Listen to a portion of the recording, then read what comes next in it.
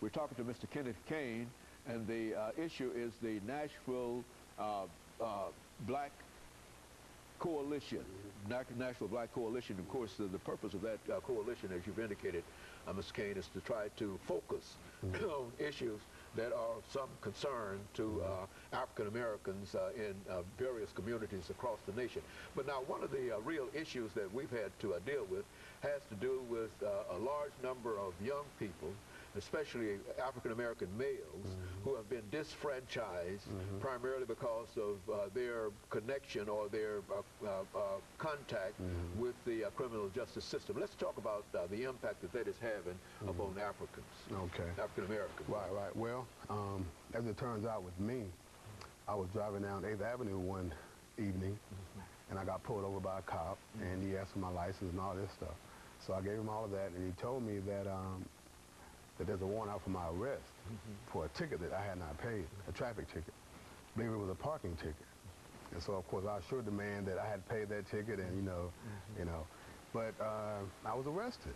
He took me downtown, and they booked me. And so there I was, in shock.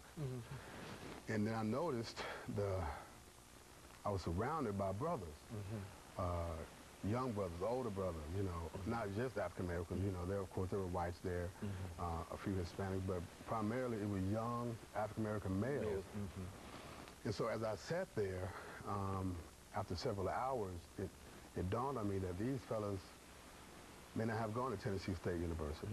Many of them didn't finish high school.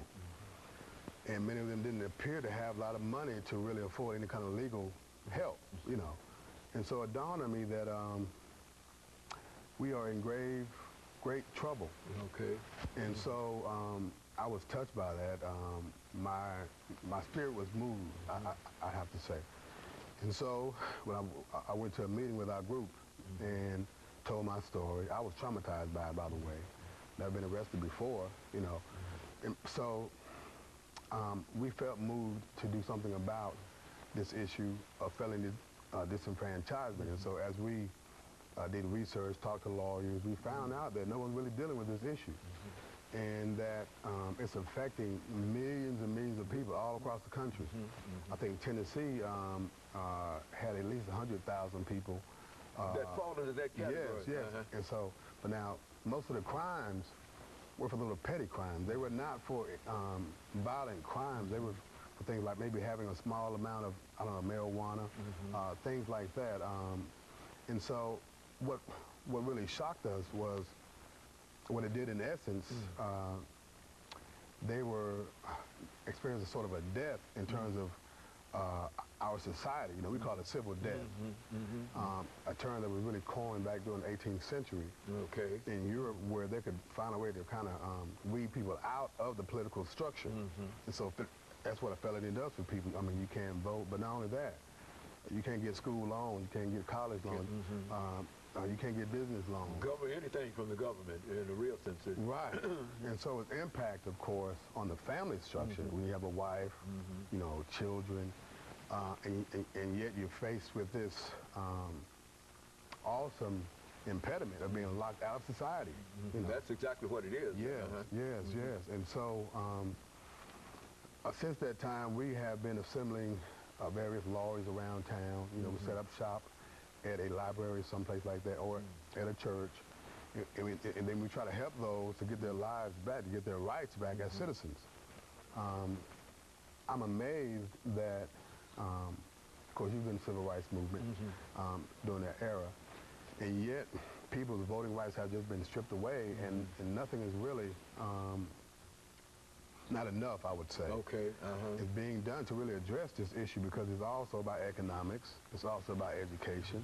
So it's a very, very pregnant issue that we feel like is a structural problem that we have that must be addressed structurally, through the law. Because legally... Through legislation. Exactly. And of course, some states are doing that now. But woefully not enough. But this is a real problem. I think we've talked about that, and I think you said, what, at least 100,000 yes, individuals in the state of Tennessee have fallen, which is to say that these individuals in a real sense have been really locked, as you've indicated, locked out. They can't vote, they can't get loans, they can't, in a real sense, they can't get into. Do you find in your group that, as I've been informed by others, that those individuals who become involved in this, in a real sense, not only cannot get a job, but in a real sense have almost been locked out of society? Yes.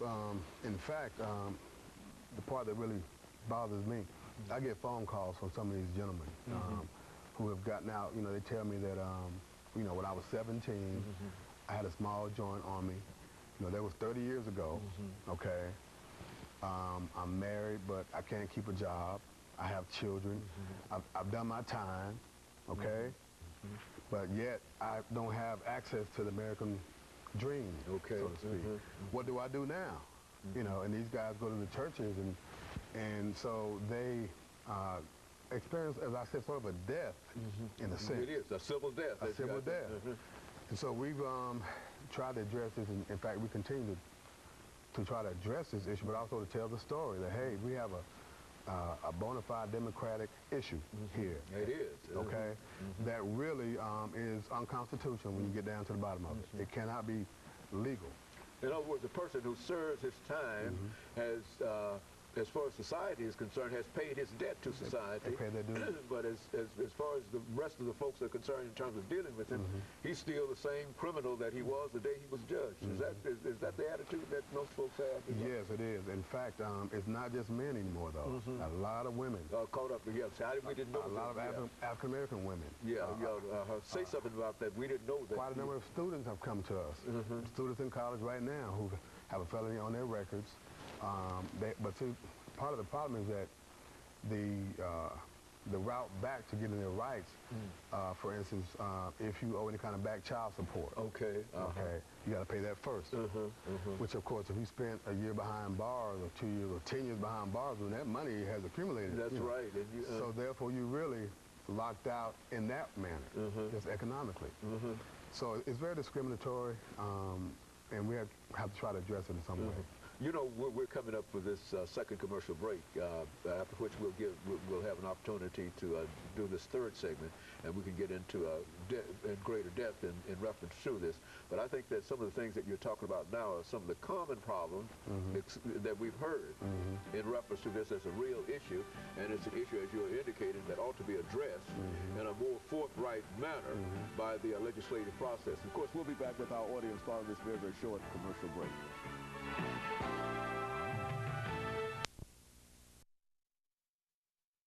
We're talking to Mr. Caine.